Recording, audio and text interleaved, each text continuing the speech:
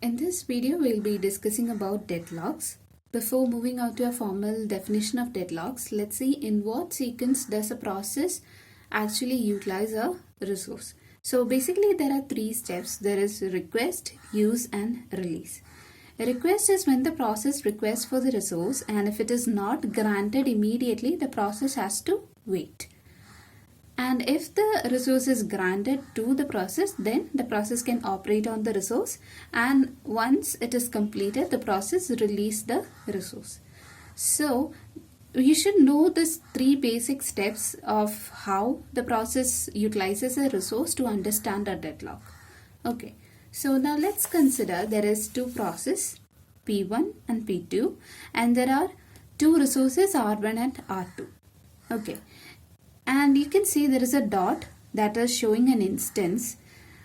Instance means that if you're considering a printer as a resource and you have one printer, then we have one instance of printer. If you have two printers, it says you have two instances of printers. Okay, so that is the word meaning of instance. So here R1 and R2 has only one instance each, and this R1 is allocated to P1. And P1 is requesting for R2, which is held by P2, and P2 is requesting for R1. So you can see that how will P1 get R2? Only when P2 completes and releases R2, only then this R2 can be allocated to P1, right? So will P2 complete? No. Why? Because for P2 to complete, it requires R1. Okay.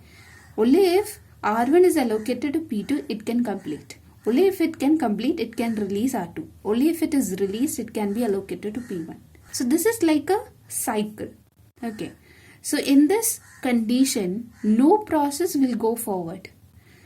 Neither P1 nor P2 can go forward in processing. It cannot execute.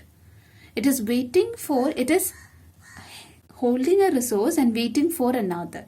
So that is what we call as a deadlock. Okay, so to say a formal definition, it is a situation where the set of processes are blocked because each process is holding a resource and waiting for a resource acquired by some other process. So it is waiting and holding at the same time. Okay, so this is called deadlock. To give a real life example, consider in a railway crossing, there is two trains that is coming in opposite direction on the same rail. What will happen? Both the trains cannot go forward. Both of them will come to a full stop. This is the same case when two processes deadlocked. Both the process cannot go forward in their execution. Okay. Now let's see what are the necessary conditions for a deadlock to occur. So there are 4 different conditions that should happen simultaneously so that the deadlock will occur. Okay. So the 4 conditions are, the first one is mutual exclusion, the second one is hold and wait, the third one is no preemption, and the fourth one is circular wait. Okay, so only if all these conditions happen simultaneously, a deadlock will occur. Okay, so let's see what is a mutual exclusion. The mutual exclusion says that at least one resource must be held in a non-shareable mode. That is, only one process at a time can use the resource, and if another process requests for this resource, the requesting process must be delayed until the resource is released. Okay, so there is at least one resource that is in mutual exclusion mode. Then the second condition is hold and wait.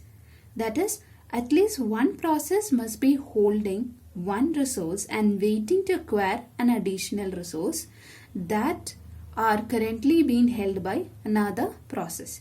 So hold and wait means that if a process is holding a resource and waiting for a resource that is held by some other process, that is hold and wait. Then there is a non-preemption. The resources cannot be preempted, that is, a resource can be released only voluntarily by the process holding it after that process has completed its task. So no preemption is a case where the resources cannot be preempted, that is, only when the resource is completed, only when the process is completed, the resource is released. Okay. The final necessary condition for an occurrence of a deadlock is called the circular wait. So consider there is a set of process, say P0 to Pn, and P0 is waiting for a resource that is held by P1, and P1 is waiting for a resource that is held by P2, and so on, and Pn minus 1 is waiting for a resource that is held by Pn, and Pn is waiting for a resource that is held by P0. So there is a circle. So P0 to Pn, and Pn is waiting for a resource that is allocated by P0. Okay, so this is called circular wait. If all these four conditions are met simultaneously, then the system may have a deadlock. So these are the four conditions that is necessary for the occurrence of a deadlock.